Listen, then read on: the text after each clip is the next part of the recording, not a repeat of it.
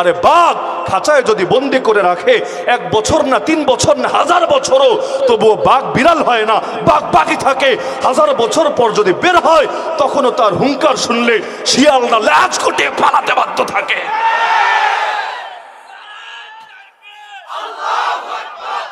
হ্যাঁ, এখন বলতে পারেন জেলে গিয়ে তো ইমান কমতেও পারে, ইমান দুর্বল হতেও পারে, এত উল্লাস করার কি আছে? না ইমান কমেছে না বেড়েছে? আলহামদুলিল্লাহ ইতিমধ্যে বাংলাদেশ দেখে ফেলেছে।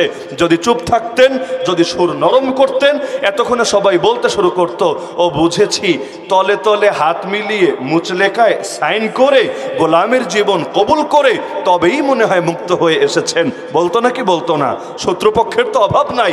যারা আগে বহু গালিগালাজ করে এখন ওত পেতে অপেক্ষায় আছে কোন শব্দ বা কোন সুযোগ দিয়ে গালিগালাজ করতে পারে। তাদের সব তরিকা বন্ধ হয়ে গিয়েছে, কারণ বের হয়েছেন এখনো 12 ঘন্টা 24 ঘন্টাও 12 ঘন্টা পুরো হয় নাই, সম্ভবত 24 তো দূরের কথা। ইতিমধ্যে 2 বয়ান কিন্তু দিয়ে ফেলেছেন, আর উভয় বয়ানে গোটা বাংলাদেশ দেখেছে। যেই কথা অনেক সময় নিরাপদে থাকা লোকেরা বলতে পারে না, আর এই বাংলার জমিনে কয়জন মানুষ বলতে পারে আমাদের জীবনের তামান্না হলো আল্লাহর জমিনে খেলাফত কায়েম করা? কয়জন মুসলমানের মুখে খেলাফত শব্দ শুনবেন? আরে খেলাফত শব্দরে তো মুসলমান তালাক দিয়ে দিয়েছে, তালাক দিয়ে দিয়েছে। এই শব্দটা পর্যন্ত নিজে মুখে তো আনবে না, অন্য কেউ যদি মুখে আনে তাহলে জঙ্গি বইলা গালি দিতে ভুল করে না। আরে খেলাফত শব্দ বললে, জিহাদ শব্দ বললে, আমেরিকা যদি জঙ্গি বলে গালি দেয় আল্লাহর কসম দিলে কষ্ট লাগবে না? নরেন্দ্র মোদী যদি জঙ্গি বলে গালি দেয় আল্লাহর কসম দিলে কষ্ট লাগবে না? আরে নেতানিয়াহু অথবা জায়োনিস্ট যদি জঙ্গি বলে গালি দেয় আল্লাহর কসম দিলে কষ্ট লাগবে না? কিন্তু জিহাদের খেলাফত শব্দ উচ্চারণ করার পর মুসলমান যদি গালি দেয়, আরে দিলের আগুনই তো নেভে না, কারণ সে মুসলমান। দরকার ছিল সে আমার সহযোগী হবে, কিন্তু ভাই যখন ভাইয়ের দুশ্মনে পরিণত হয় তাদেরকে দমাতে আর কি লাগে? কত বড় দুঃখের বিষয়। নিরাপদ থাকা মানুষগুলোর মুখ দিয়ে খেলাফত শব্দ আসে না। আল্লাহর বান্দা বের হয়ে ঘরে ঢোকার আগে, ঘর তো পরে, নিজের মাদ্রাসায় ঢোকার আগে, মাদ্রাসা তো পরে, নিজের এরিয়ায় ঢোকার আগেই সেই মোহাম্মদপুরে আল্লাহ করে মসজিদের সামনে দাঁড়িয়ে লুকিয়ে লুকিয়ে না মাইক হাতে নিয়ে ঠিকই বলে দিয়েছে, আমি আমার জীবনকে উৎসর্গ করার ঘোষণা দিচ্ছি আল্লাহর জমিন আল্লাহর কালিমা বুলন্দ করার জন্য, হয়তো খেলাফত নয়তো শাহাদাত। আল্লাহ নবীর স্লোগান ছিল এটা।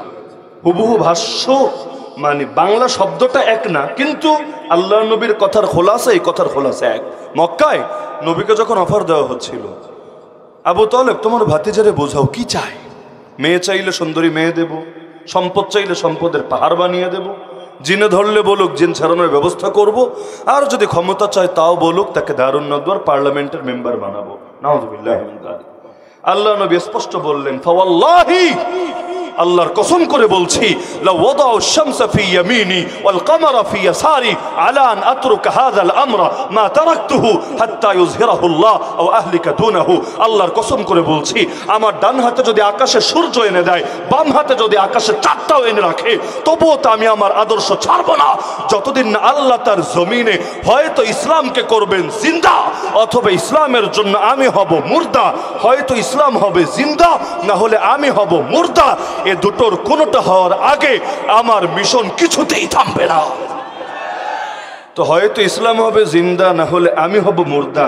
এটাই তো হয়তো শরিয়াত নয়তো শাহাদাত, হয়তো খেলাফত নয়তো শাহাদাত। বাক্য ভিন্ন কিন্তু উদ্দেশ্য এক, মিশন এক, ভিশন এক। এটাই তো হওয়া দরকার প্রতিটা মুমিনের কথা। ইন্না সালাতি ওয়া নুসুকি ওয়া মাহইয়ায়া ওয়া মামাতি লিল্লাহি রাব্বিল আলামিন। আমার নামাজ আল্লাহর জন্য, আমার কোরবানি আল্লাহর জন্য, আমার জীবন আল্লাহর জন্য, আমার মরণ আল্লাহর জন্য, আমার ইবাদত বন্দেগী আল্লাহর জন্য, আমার জেলখাটা আল্লাহর জন্য। সব যদি আল্লাহর জন্যই হয়, তাহলে আল্লাহর দুশমনের সামনে সুর নরম হবে কোন দুঃখে? হ্যাঁ, মুসিবত তো আসবেই। বদরে জয়ী হয়েছে মুসলমান, উহুদে ক্ষতিগ্রস্ত হয়েছে বাহ্যিক বিবেচনায়। বদরে 70 জন কাফের মেরেছে, উহুদে নিজেদের 70 জন সাথীকে হারিয়েছে। তাতে কি তাই বলে সুর কি নরম হয়েছে?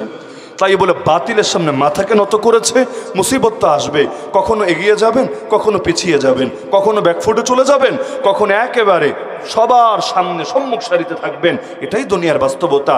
কারণ রব দুইভাবেই পরীক্ষা নেবেন, কখনো শুকরিয়ার পরীক্ষা, কখনো সবরের পরীক্ষা, কখনো দিয়ে পরীক্ষা, কখনো না দিয়ে পরীক্ষা। তবে মুসিবত চিরকাল থাকবে না। ইন্নামা লুসরি ইউসরা, রবি জানিয়ে দিয়েছেন এক গুণ যদি আসে মুসিবত, 2 গুণ আসবে এর প্রতিদান।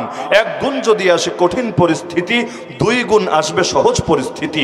ইযা ইশতাদ্দাত বিকাল বালওয়া ফাফাক্কির ফি আলাম নাশরা ফাউসরুম বাইনা ইউসরাইন ইযা ফাক্কারতাহু ফাফরা। দীর্ঘ ধরেন লম্বা একটা সময় আমাদের কওমি আলেমরা অনেকটাই নেতৃত্বের সংকটে পড়ে গিয়েছিল।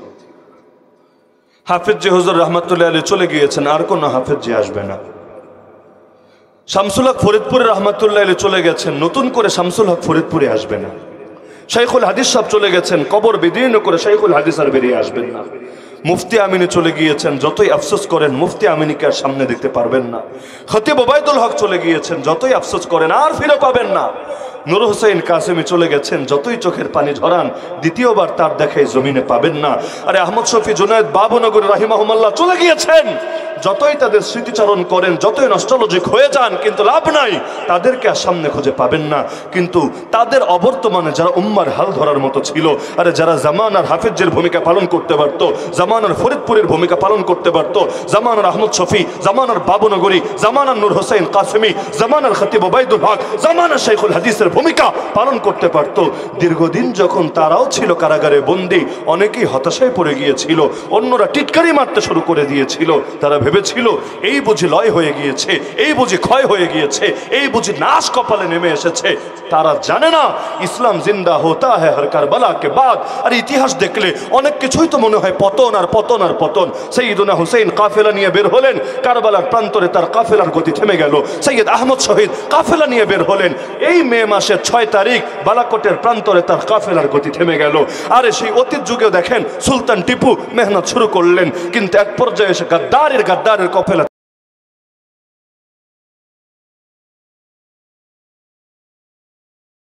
থেমে গেল। আরে তার সবচাইতে ভরসার লোকটাই তার সঙ্গে গাদ্দারি করে বসলো। অতীতে খেলাফতের পতন যেটা প্রথম হয়েছিল, সেই হালাকু খানের বাহিনীর হাতে সর্বপ্রথম যে আব্বাসী খেলাফতের পতন ঘটেছিল, তাও তো ঘটেছিল প্রধানমন্ত্রীর হাত ধরে। ইবনে আলকামি ছিল শিয়া, এই ওজির আজম গাদ্দারি করে খলিফাকে পর্যন্ত এমন ভাবে শিক্ষা দিল যে খলিফাকে হালাকু খানের বাহিনী বস্তার মধ্যে পেঁচিয়ে লাথি মারতে মারতে জানে মেরে ফেললো। তো ইসলামের বহুবারই তেমন পরিস্থিতি হয়েছে। এমনকি তাতারিরা যখন কয়েক কোটি মুসলমানকে মেরে ফেলেছে, দুনিয়া এতটাই ভয়ঙ্কর হালত ধারণ করেছিল, মানুষ ভাবছিল আল ইসলামুলা মুস্তাকবাল আলা, ইসলামের আর কোনো ভবিষ্যৎ নাই, এরাই বুঝি আজুজ মাজুজ, এখনই বুঝি কিয়ামত হবে। মানুষ বড় ভয় পেয়েছে, অনেকে আশা ছেড়ে দিয়েছে। তাতে কি, তারপর 800 বছর প্রায় চলে গেছে, আজও ইসলাম থামে নাই। আরে কারোর জন্য ইসলাম থেমে যায় না, কারোর জন্য ইসলাম দমে যায় না। আরে নেতৃত্বের লোক কম থাকে, তাতে কি? নবী বলেছেন ইন্নামান নাসু কাল মিআতিল ইবিল আও কাল ইবিলিল মিআ লা তাকাদু তাজিদু ফিহা রাহিলা। মানুষ হলো সেই 100টা উটের মতো, যার মধ্যে ব্যবহারযোগ্য বাহন একটাও খুঁজে পাবা না। দেখতে দেখা যাবে অনেক, কাজের সময় তুমি লোক পাবা না, কিন্তু তাতে কি? তাই বলে মন তো ভাঙা যাবে না, কারণ রব্বুল আলামিন ইসলামের হেফাজতের দায়িত্ব নিয়েছেন। তো রব নিজেই যদি ইসলামের হেফাজতের দায়িত্ব নেন, মন ভাঙার কি আছে? নবী সহিহ হাদিসে বলেন লা ইয়াজালুল্লাহ ইয়াগরিসু ফি হাদা দ্বীন গারসা ইস্তামিলুহুম ফি তাআতি। আল্লাহ ইসলামের মধ্যে এমন বীজ লাগাবে যাদেরকে নিজে তিনি তার আনুগত্যের কাজে নিয়োজিত রাখবে। ইসলাম যদি কারো ওফাতে থেমে যেত, রাসূল যেদিন ওফাত বরণ করেছেন সেদিন ইসলাম পৃথিবী থেকে হারিয়ে যেত। কিন্তু রাসূলের ওফাতের পরও যেহেতু ইসলাম থামে নাই, আবু বকর, ওমর, ওসমান, আলীর পরও যেহেতু ইসলাম থামে নাই, হাসান হুসাইনের শাহাদাতের পরও যেহেতু ইসলাম হারিয়ে যায় নাই, আবু হানিফা জেল থেকে লাশ হয়ে বের হওয়ার পরও যেহেতু ইসলাম বিলীন হয়ে যায় নাই, 4 ইমাম গেলেন, এত বুজুর্গ গেলেন, আর উম্মার আকাবিররা গেলেন, সালাফে সালেহিন গেলেন, আউলিয়া গেলেন, ফুকাহা গেলেন, মুহাদ্দিসিন গেলেন, মুজাহিদিন গেলেন, তাতে কি? কারোর জন্য থেমে যায় নাই। এখন যারা আছে তারাও তো চিরকাল থাকবে না, কিন্তু ইসলাম কারোর জন্য থেমে যাবে না, কারোর জন্য দমে যাবে না। আরে ইসলামের অপশক্তি যারা, ইসলাম বিরোধী অপশক্তি যারা, ওরা যতই ভাবুক অমুকরে আর তমুকরে দমালে, অমুকরে আর তমুকরে ফাঁসি দিলে, অমুকরে আর তমুকে কারাগারে ঢুকিয়ে রাখলে মনে হয় ইসলামের গতিকে থামানো যাবে। আর ওদের চাইতে বড় বোকার স্বর্গে বাস করে না কেউ দুনিয়ার বুকে। ওরা যত মারবে ইসলামের জাগরণ তত সহজ হবে ইনশাআল্লাহ।